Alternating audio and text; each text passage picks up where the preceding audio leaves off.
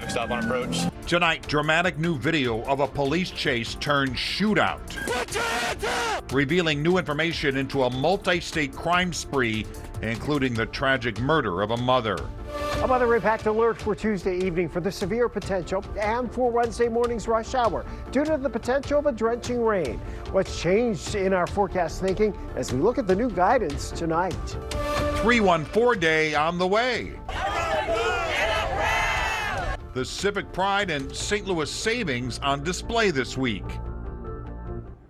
We start 5 on your side at 10 with your weather impact forecast. Hours ago, people were out in Forest Park enjoying an extra hour of daylight and 60-degree weather ahead of our next weather impact alert day. Good evening, I'm Mike Bush. We will start the work week with near record highs. Chief Meteorologist Scott Connell, though, is tracking the next threat of severe storms moving in 48 hours from now. Or so, and for most of us, it may be even farther to the north where we see that severe weather threat going into Tuesday night. Certainly quiet this evening. The sunset was just after 7 o'clock. There will be no rain tomorrow. There will be plenty of sunshine. It will be warm. This is for Tuesday and Tuesday night. And you notice where the greatest risk area is? The 3 out of 5 is over northeast Missouri into west central portions of Illinois. While we're still in the 2 out of 5 over the rest of the 5 on your side viewing area, areas north of us have the better chance of seeing some problems. So yes, we still have our weather impact alert.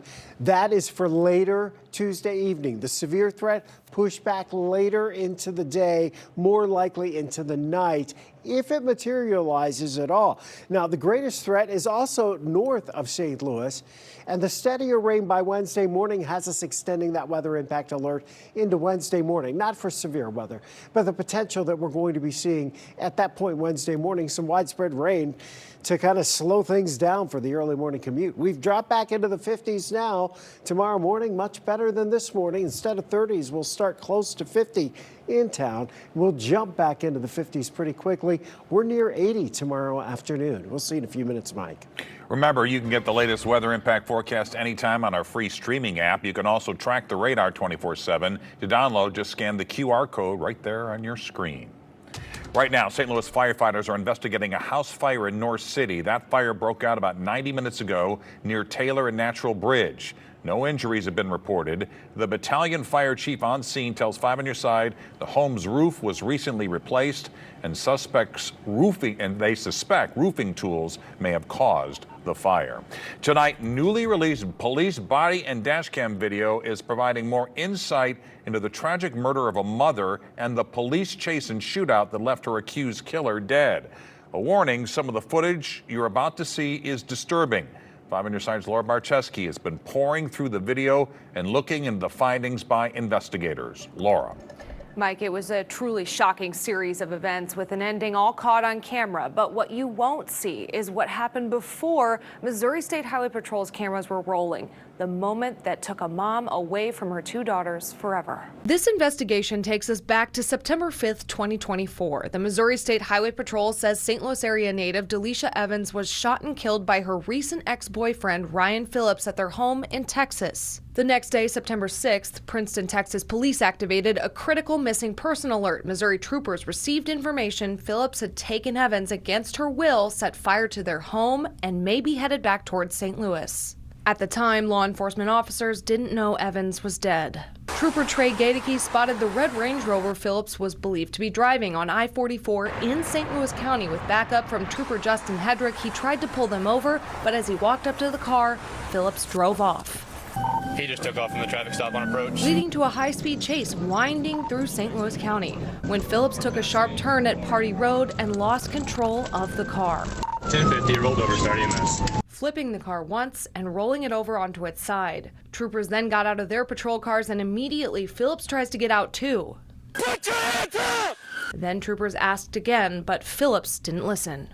Put your hands in the air, drop it! From this angle, you could see Phillips firing at the troopers before they fired back, killing him. He's been shot. He dropped the gun. I don't know if anyone else is in the car. Investigators found Evans' body in the car. Neither of the troopers were injured.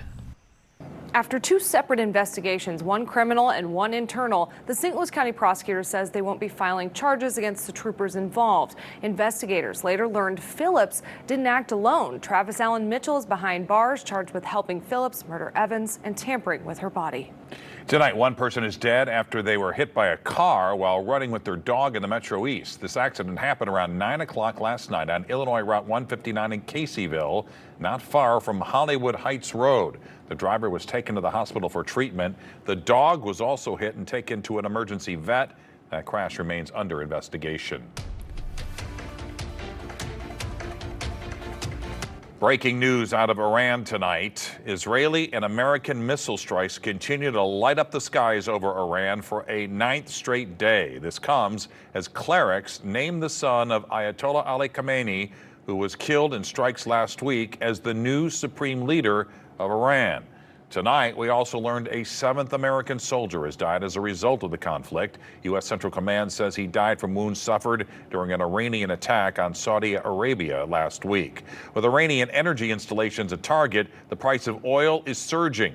Within the last few hours, the price per barrel surpassed $100 for the first time in nearly 4 years. This is fueling concerns of higher gas prices right here at home. In the last week, the national average has already jumped 50 cents per gallon.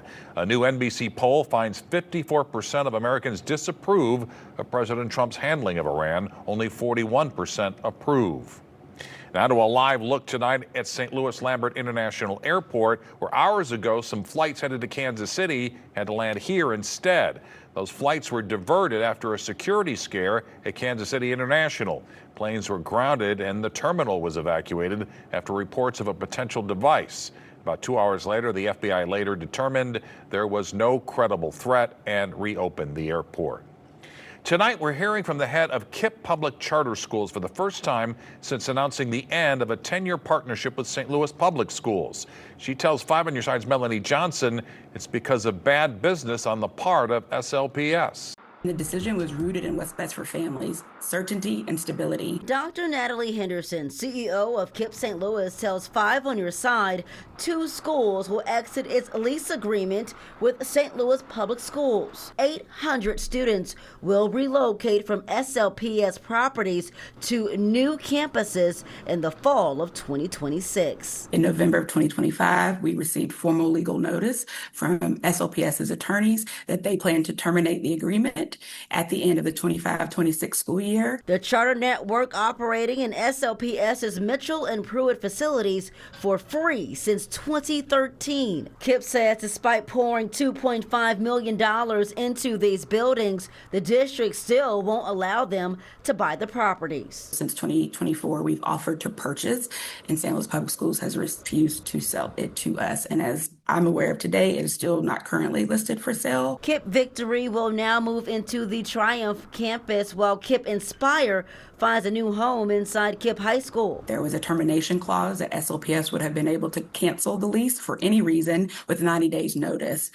No person entering into a lease agreement for their housing, for their business, let alone for a school. St. Louis Public Schools telling a different story, calling the move disappointing, saying, quote, "At no point did SLPS indicate an intent to walk away. In fact, we explicitly invited counteroffers even after identifying the price discrepancy.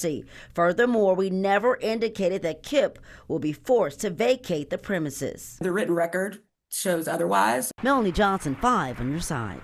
The transition begins in the 2026-27 school year. There will be a town hall meeting, in fact, several, to address transportation and logistics. St. Louis Public Schools say it's exploring ways to repurpose the vacant buildings for the community.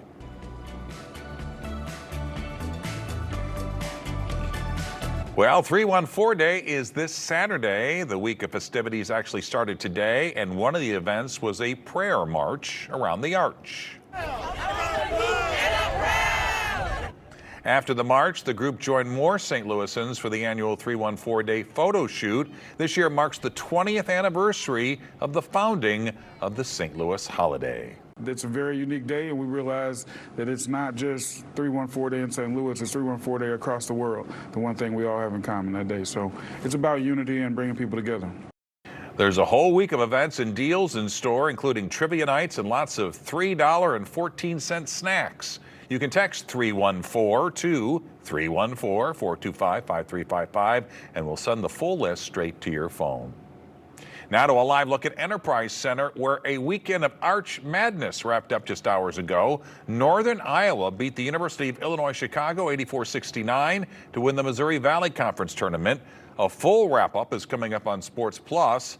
The St. Louis Sports Commission projects the four-day tournament will bring in about $7 to $8 million in direct spending from fans.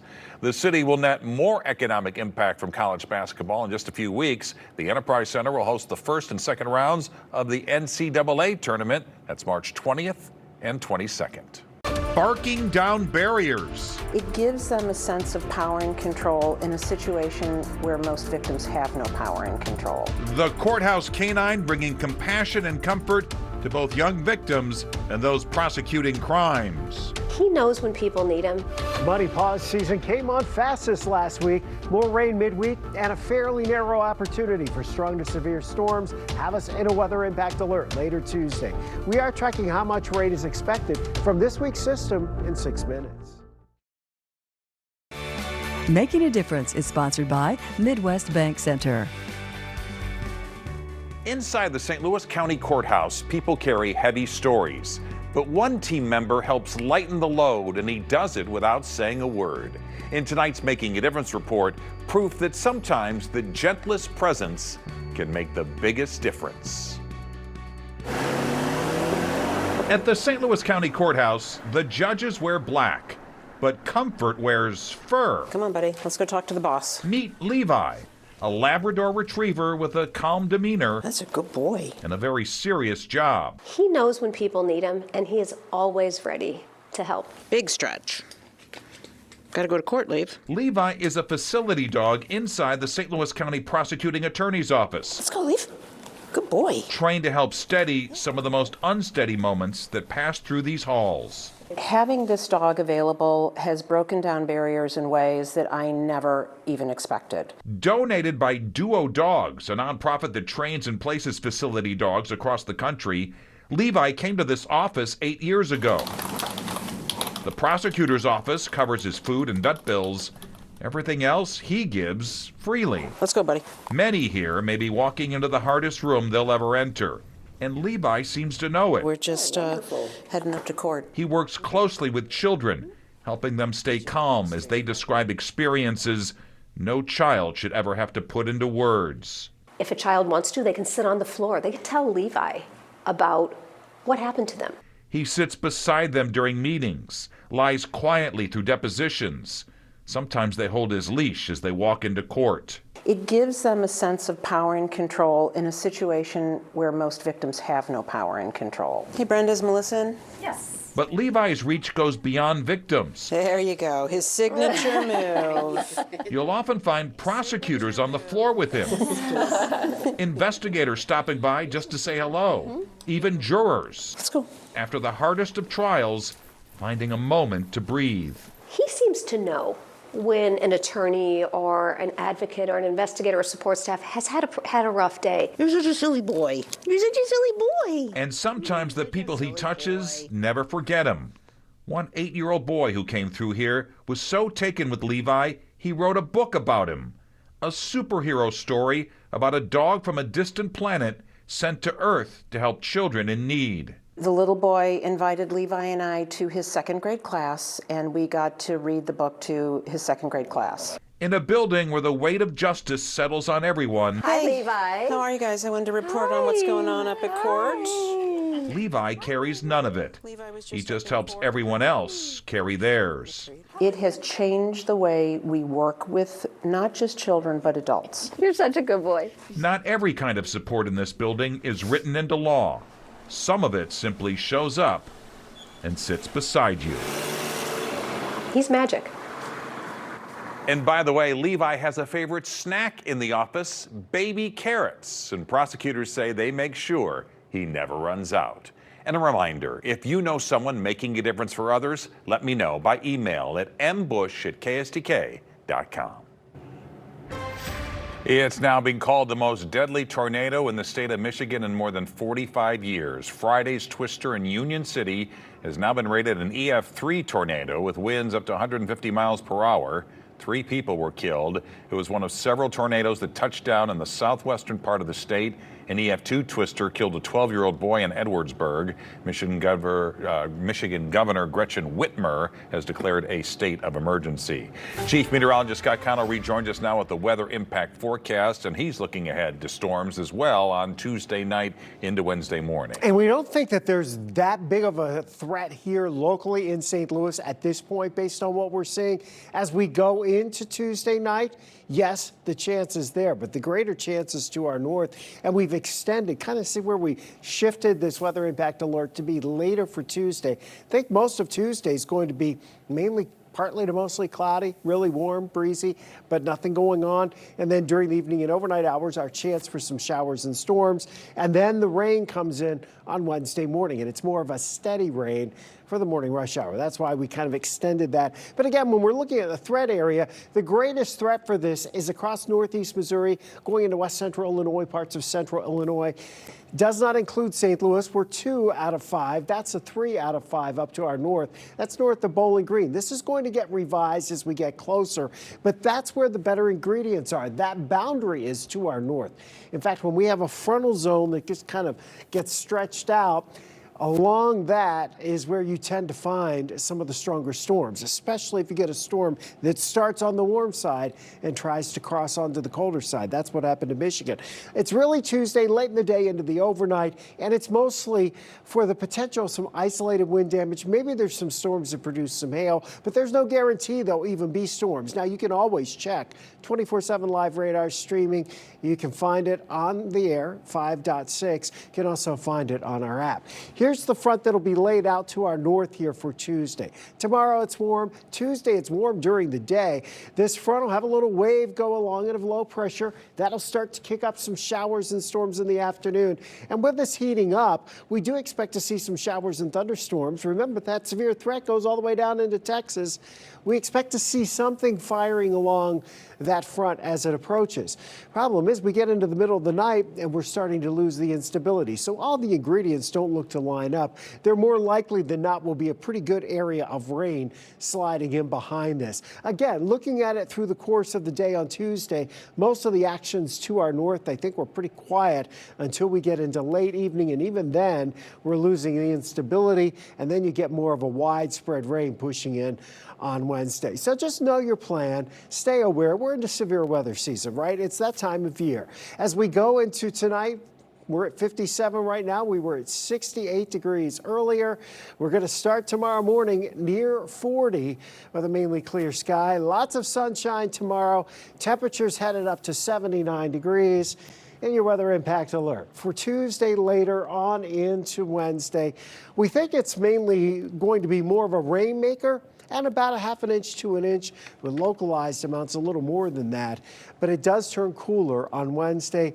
And again, our overall severe weather threat, Mike, does look fairly limited based on what we're seeing tonight around the St. Louis area for Tuesday evening. Okay, so you'll keep updating. Oh, yeah, we'll be updating it. And of course, we'll be here all night, you know, Tuesday night into Wednesday morning. All right, Scott, thanks. Springing forward, putting crooks behind. Tonight we verify if daylight saving time takes a bite out of crime.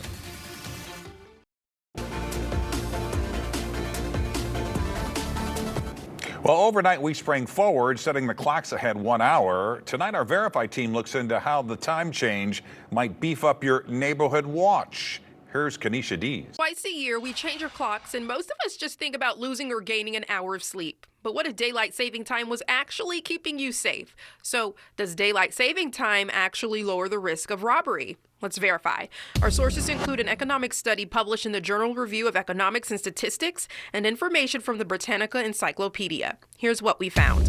When the clocks spring forward, that extra hour of evening daylight falls during a time when more people are out and about, coming home from work, jogging, or watching their kids play outside. And that added visibility can make it harder for criminals to go unnoticed. According to the economic study, researchers found that robberies dropped by about 7% overall, with the decline even greater in the evening, falling by as much as 27% between 5 and 8 p.m. when daylight is extended. It turns out light matters more than you'd expect. Robbery rates tend to be higher after dark, but when daylight extends into the evening, there are more people visible on the street, more potential witnesses around, and fewer opportunities for criminals to strike without being seen. Criminologists call this the, quote, guardianship effect, the idea that when more people are present and watching, crime is less likely to happen. But daylight saving time doesn't eliminate crime altogether. Some researchers note that darker mornings after the spring change could create a small offsetting effect, and not all crimes see the same drop. Burglary and other offenses don't follow the same pattern. But when it comes to robbery, the data is fairly clear. More daylight in the evening means fewer opportunities for criminals to operate under the cover of darkness. So we can verify that, yes, daylight saving time can lower the risk of robbery, and the science suggests that an extra hour of evening sunlight is doing more than just keeping your evenings bright. It's actually keeping you safer. What would you like us to verify? Reach out to us on Facebook, Twitter, or email verify@ksdk.com. Not ready to give your child a smartphone but still want to keep tabs on their location? A GPS tracker or smartwatch might be what you need. Tracking your child can bring peace of mind, but Consumer Reports found some popular devices may be sharing more than just location. Parents often assume that products made for children are held to higher standards, but that's not always the case. Important information for parents before buying these devices for their kids. That's tomorrow morning on Today in St. Louis at 6 a.m. And we'll be right back. And before we go, Scott has a final check of the weather impact forecast. Enjoy tomorrow. The record high is 80 degrees. We're going to be right there tomorrow afternoon. Probably not to the record on Tuesday, but then we go into Tuesday evening. Scattered showers and thunderstorms are possible Tuesday evening into overnight Tuesday night. A little more widespread rain for earlier Wednesday. Any severe threat looks like it's going to be very late Tuesday evening and more likely to the north of St. Louis, but something we'll be tracking and keeping our eyes on. And we'll see you back here with more updates tomorrow. There you have it, 5 on your side at 10. We're always streaming on your phone and smart TV. Start your day with Today in St. Louis beginning at 4:30 a.m. Here's Frank Cusimano with Sports Plus.